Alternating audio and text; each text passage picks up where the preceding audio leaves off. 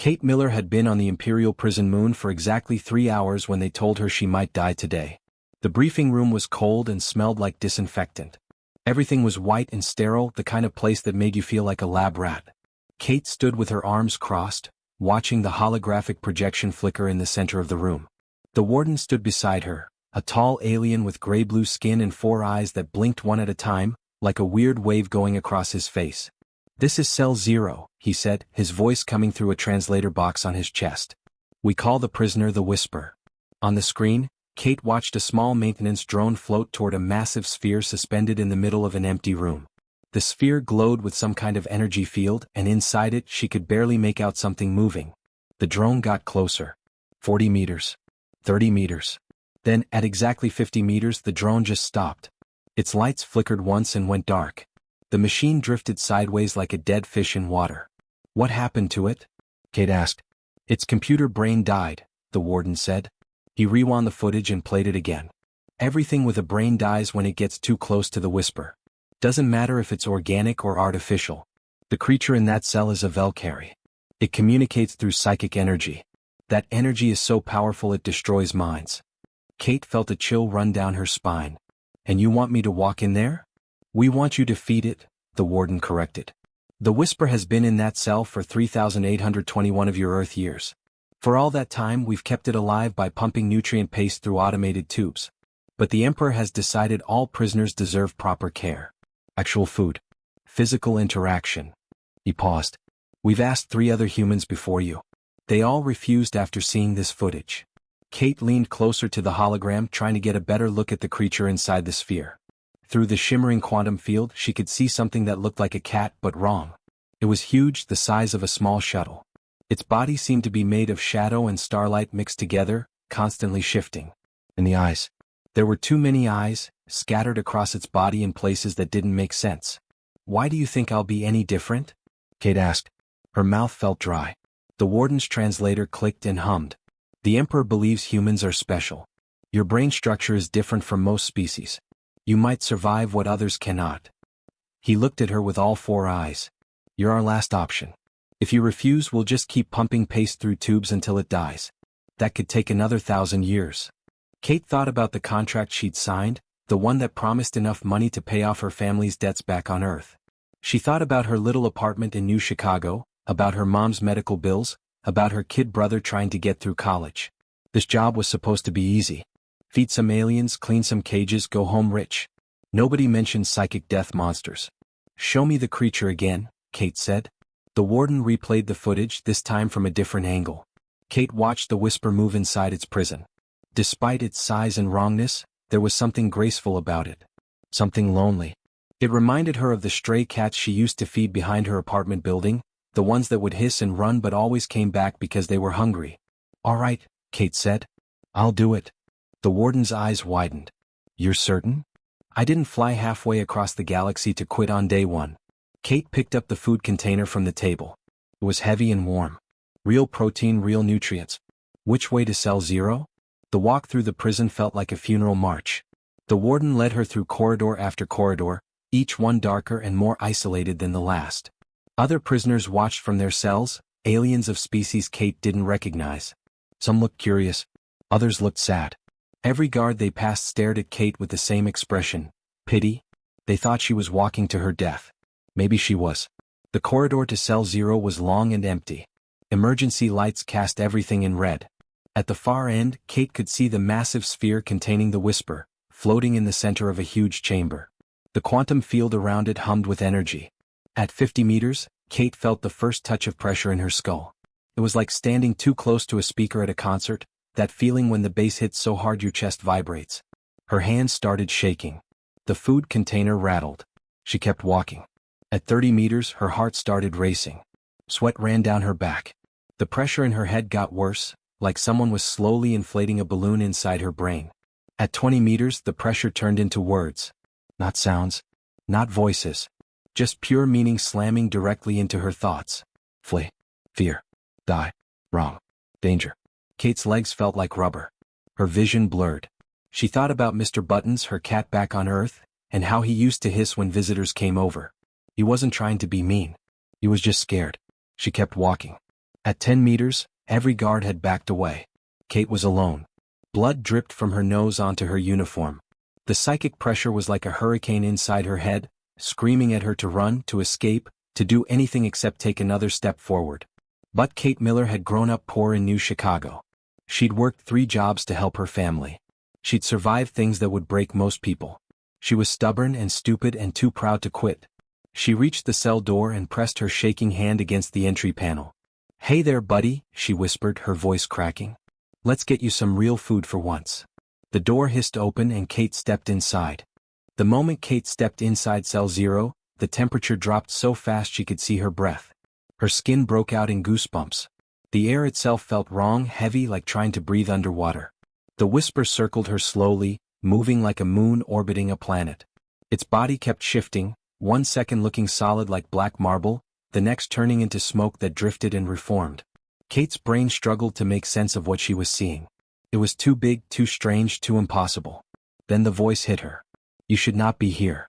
It wasn't sound. There was no noise at all. The words were just suddenly there, carved directly into Kate's thoughts like someone had taken a knife and etched them into her brain. It hurt, but not the way she expected.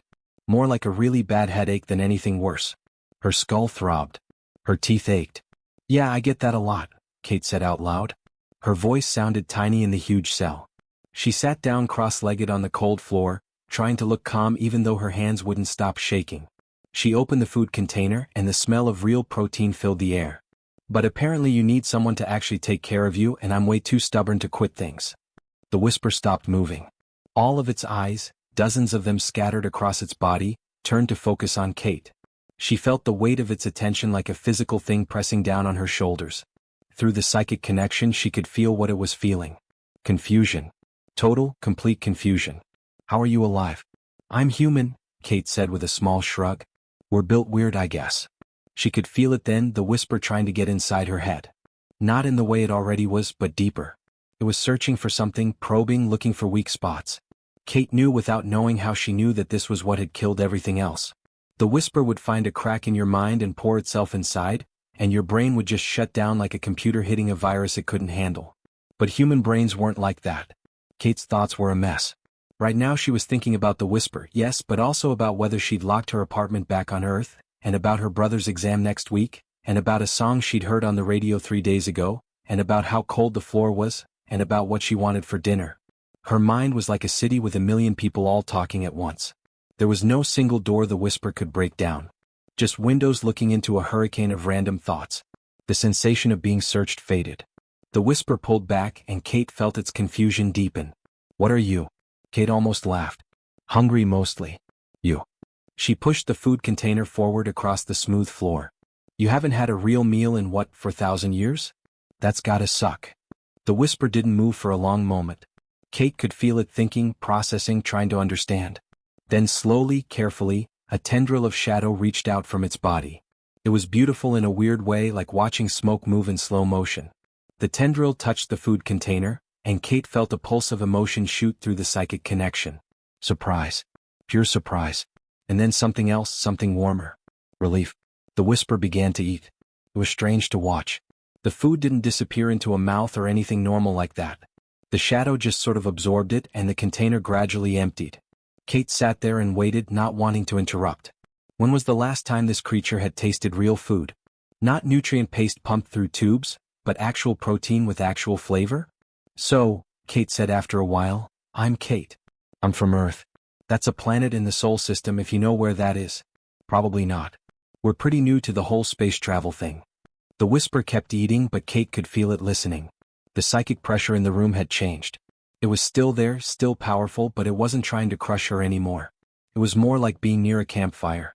You could feel the heat, but it wasn't burning you. Kate kept talking. She told the whisper about Earth, about oceans and forests and cities. She told it about Mr. Buttons, her cat who was currently being watched by her neighbor. She talked about how ancient humans had somehow befriended wolves thousands of years ago, and how those wolves became dogs. She explained how humans had this weird ability to look at dangerous predators and think, "I'm going to make friends with that." The whisper listened to everything. His body stopped shifting so much. The dozens of eyes stayed focused on Kate. Through the psychic connection she could feel its presence changing.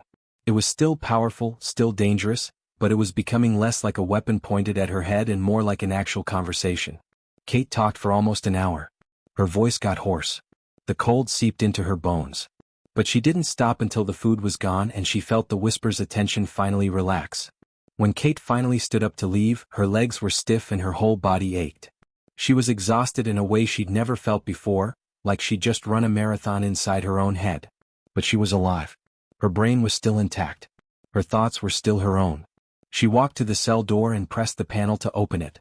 Before stepping out, she looked back at the whisper. "Same time tomorrow?" Kate asked. The whisper didn't answer with words. But through the psychic connection, Kate felt something she didn't expect. Agreement. And underneath that, hidden but real, hope. Kate stepped out of the cell. The door hissed shut behind her. Every guard in the corridor was staring at her with wide eyes and open mouths. The warden stood frozen, all four of his eyes blinking in complete shock. "Same time tomorrow," Kate repeated, this time to the warden. She wiped the dried blood from under her nose.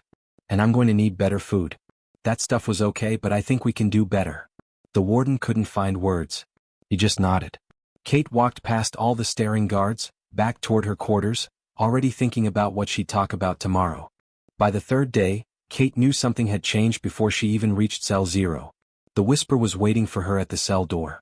She could feel it through the walls, a psychic presence that was almost eager. The guards in the corridor had changed too. They no longer looked at her like she was about to die. Now they looked at her like she was some kind of alien herself, something impossible that shouldn't exist but somehow did. Kate pressed her hand to the entry panel, and the door slid open immediately. The whisper's massive form filled her vision, all shadow and starlight and too many eyes. "You returned." The words in her head were softer this time, less like a knife and more like a voice. Kate smiled as she stepped inside, carrying a much larger food container than before. "I said I would, didn't I?" Kate set the container down and sat in what had become her usual spot. "Plus, I requisitioned the good stuff this time. The warden's too scared to tell me no about anything." The food was premium grade, the kind usually reserved for high-ranking officers. Real meat, real vegetables, stuff that actually tasted like something. Kate had argued that if the whisper was going to cooperate, it deserved better than the basic rations. The warden had approved her request in about 3 seconds flat. "Besides," Kate added, opening the container, "I figured you might want some company." The whisper moved closer, and Kate felt a wave of emotion through their psychic connection. Loneliness. Deep, aching loneliness that had lasted longer than most civilizations. "I have been alone for 3,821 years. Kate let that sink in. 3,821 years. Longer than recorded human history. Locked in a cell with nobody to talk to, nothing to do but exist in silence. "Yeah, I read your file," Kate said quietly. She'd spent hours going through the classified documents the warden had given her. "You're a Valkyrie. Your whole species communicated through psychic projection. You were their leader during the psychic wars." She paused. "The file says you ate the minds of an entire colony. 30,000 people." The temperature in the cell dropped even further. Kate felt the whisper's pain like a physical thing. They were screaming. Their thoughts were pain. Kate had expected anger or defensiveness. Instead, she heard only anguish. Through the psychic connection, she felt memories that weren't hers. A planet full of colonists, their minds loud and chaotic, their thoughts like sirens blaring directly into the whisper's consciousness. Panic. Fear. Confusion. "Let me guess," Kate said slowly, working it out as she spoke. "They weren't screaming at you. You just heard them that way, right? Their thoughts were so loud to you that it hurt." The whisper moved even closer. Its massive form seemed to shrink somehow, becoming less predatory and more vulnerable. Up close, Kate could see patterns in its shadow body, swirls of darkness that might have been beautiful under different circumstances. "Yes. Humans have a word for that," Kate said. "Sensory overload. It's when you get too much input all at once and it becomes painful. Some people can't handle loud noises. Some can't deal with bright lights. For you it was thoughts." She met the whisper's many eyes. "You weren't attacking those colonists. You were trying to make them stop screaming. No one has ever understood." The words carried so much weight that Kate's chest tightened. For nearly 4,000 years, the whisper had been labeled a monster, a killer, something evil that needed to be locked away forever. But the truth was so much sadder. It was just a creature in pain trying to make the pain stop, and accidentally destroying everything around it in the process. "Yeah, well," Kate said, feeling her throat get tight, Humans are pretty good at understanding monsters. Mostly because we know we're monsters too sometimes. We've done terrible things to each other throughout our history. But we've also learned to forgive, to understand, to try to do better. The whisper settled down onto the floor of the cell, its body finally becoming still. It began to eat, slowly and carefully, like it was savoring every bite. Kate watched and continued talking, letting her voice fill the silence that had lasted thousands of years. She told the whisper about Earth's cities, massive structures of steel and glass where millions of humans lived stacked on top of each other. She described forests where trees grew so tall you couldn't see the top, and oceans so deep that humans still hadn't explored all of them. She talked about how ancient humans had learned to work together to survive, how they discovered fire and used it to cook food and stay warm. She explained electricity and how humans had captured lightning itself and made it work for them. Your minds are chaos. Yep, Kate agreed with a laugh. Total chaos. Right now I'm talking to you, but I'm also thinking about my electric bill, wondering if my neighbor remembered to feed my cat, and trying to remember the lyrics to a song I heard last week. It's a mess up here. She tapped her head. But it does not hurt. That's because chaos doesn't press, Kate explained. It's not organized enough to be pressure. It's just noise like static on a radio. White noise. It exists but it doesn't push. Through the psychic connection, Kate felt something new from the whisper. Something warm and genuine that hadn't been there before. Gratitude. Real honest gratitude. Not just for the food or the conversation but for the understanding. For being seen as something other than a monster for the first time in millennia. They sat together in comfortable silence for a while, Kate leaning back against the wall while the whisper finished eating. For just a moment, it felt almost normal, like she was just hanging out with a friend. When Kate finally stood to leave, her legs stiff from sitting, she felt lighter somehow. Like something heavy had been lifted. She stepped out of the cell and nearly walked straight into two Imperial officers in formal uniforms. They stood at attention, their faces serious. Kate Miller, one of them said. The Emperor requests your presence. Kate looked at the warden who stood behind the officers looking nervous. She looked back at the whisper through the closing cell door. Then she sighed. Can I at least finish my shift first? Kate asked. I've got 2 more cells to handle today. The officers exchanged glances. The Emperor was quite insistent. Kate grabbed her empty food container. Yeah, well, so am I. Tell him I'll be there in 3 hours. She walked past the stunned officers, already dreading whatever this meeting would bring. The Imperial shuttle ride took 2 hours. Kate sat in the back, still wearing her work uniform that smelled like alien food and sweat. The 2 officers who'd come to get her sat up front, silent and stiff. Through the window, she watched the prison moon shrink behind them until it was just a speck against the stars. The throne room was unlike anything Kate had ever seen. It wasn't a room at all, really. It was more like a cathedral made of crystal and light, floating in the middle of space. The walls were transparent, showing the endless void beyond. Stars glittered in every direction. Nebulas swirled in the distance, clouds of pink and purple gas. Kate's boots clicked on floors made of something that looked like diamond but felt warm under her feet. At the center of it all sat the Emperor. Kate had seen pictures, but they didn't do justice to the real thing. The Emperor was enormous, easily 3 times her height. His body was pure energy, bright and shifting like the surface of a star. That energy was contained inside ancient armor that looked like it had been forged from meteorite metal. The armor was carved with symbols Kate couldn't read, telling stories older than Earth itself. Kate Miller, the Emperor's voice said, and it didn't come from any mouth. It resonated through the entire chamber, vibrating in Kate's chest and bones. You have done what was deemed impossible. Kate's mouth was dry, but she forced herself to speak. I just fed a cat, Your Majesty. She could feel the Emperor's attention focus on her like a spotlight. Despite the armor, despite the energy, she felt like he was seeing right through her. The whisper is not a cat, the Emperor said, and there was something almost amused in his tone. It is the war leader of the Valkyrie. Before we contained it, that creature destroyed 17 worlds. Billions died. It took the combined might of 12 species to trap it in Cell 0. Kate crossed her arms, trying to look braver than she felt. With respect, Your Majesty, it destroyed those worlds because they were hurting it, and it didn't know how to make them stop.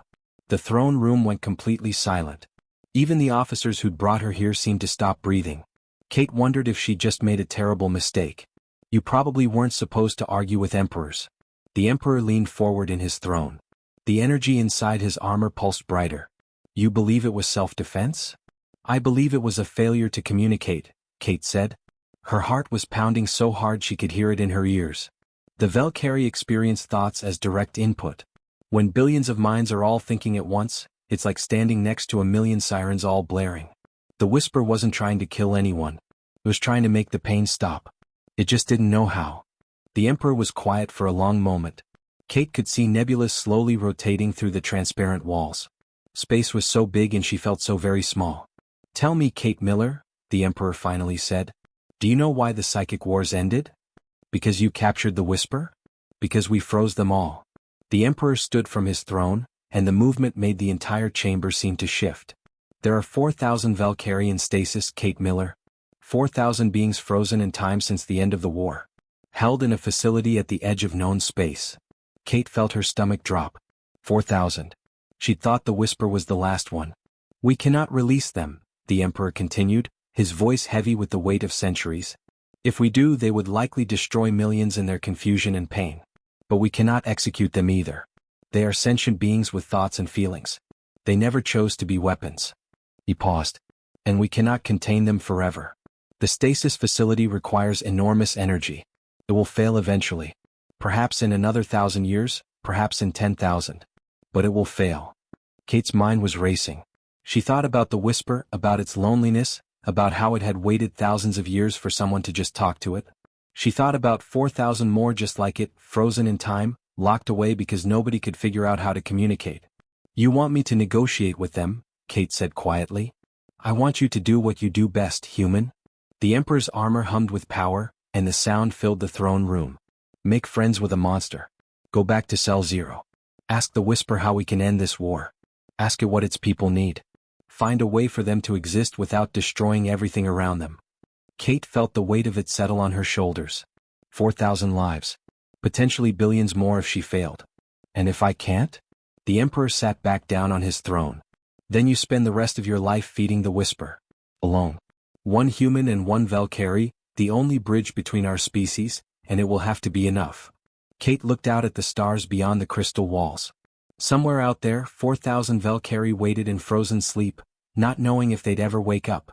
Not knowing if anyone would ever understand them. She thought about Mr. Buttons back home, how he'd been a scared stray before she'd earned his trust.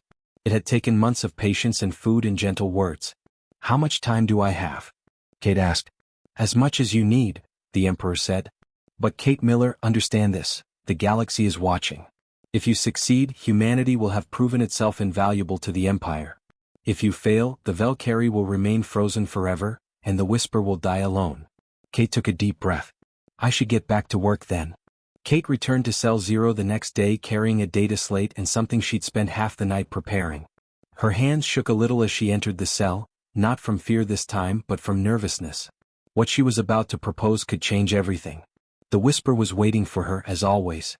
Its presence felt warm now, familiar, like coming home after a long day. "The Emperor sent you back." "Yeah," Kate said, sitting down in her usual spot. "He wants me to negotiate peace. To figure out a way to wake up your people without anyone else dying." She set the food container down but didn't open it yet. "But first, I wanted to show you something." Kate pulled up a video file on the data slate.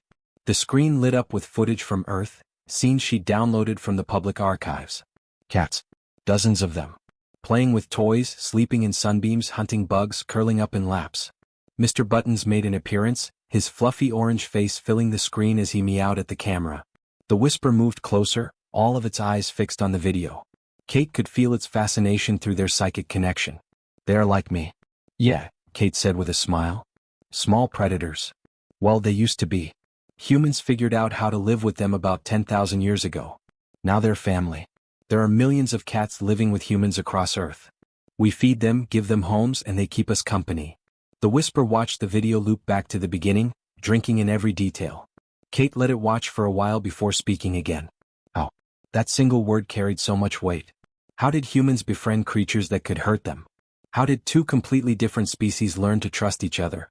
How did enemies become family?" "We learned their language," Kate explained. "Not words but body language, sounds, behaviors. We figured out what they needed and gave it to them. They learned to trust us. We found the space between fear and friendship and we met there."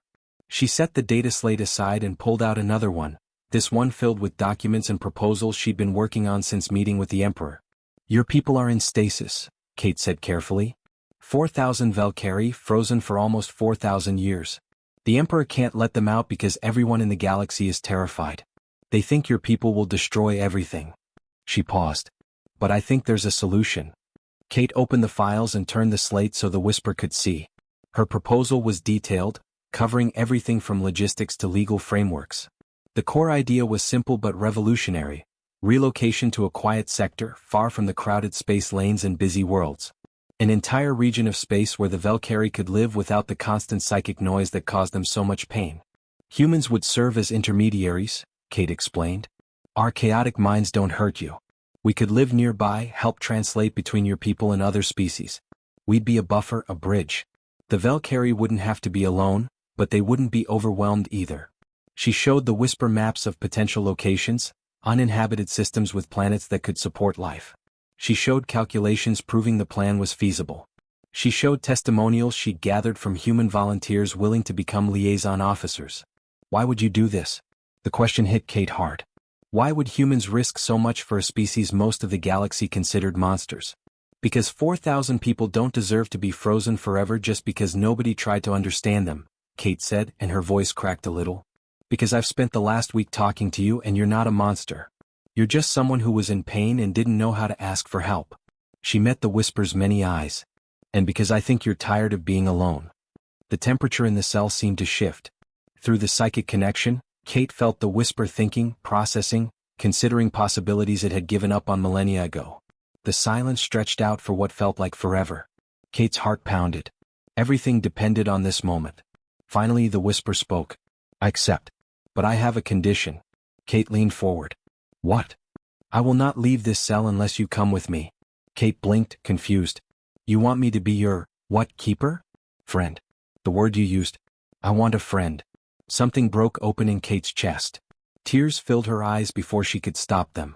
For almost 4,000 years, this creature had been alone, labeled a monster, locked away and forgotten. And now all it wanted was a friend. Kate wiped her eyes and smiled. Yeah, I can do that.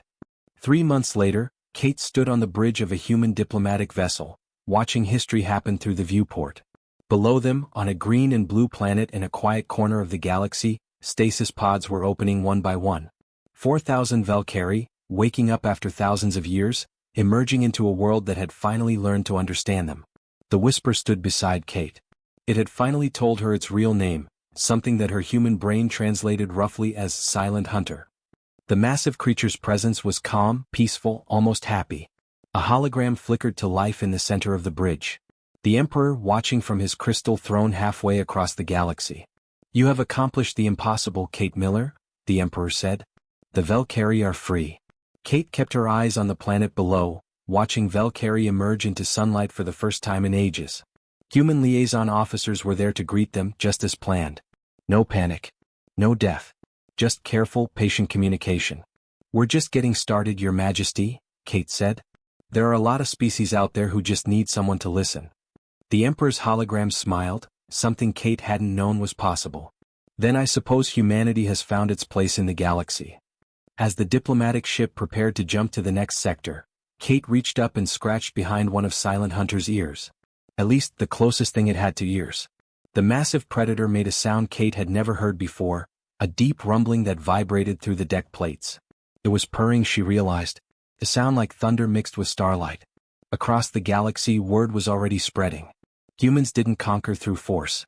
They didn't rule through fear. They made friends with monsters. And sometimes the monsters made friends back.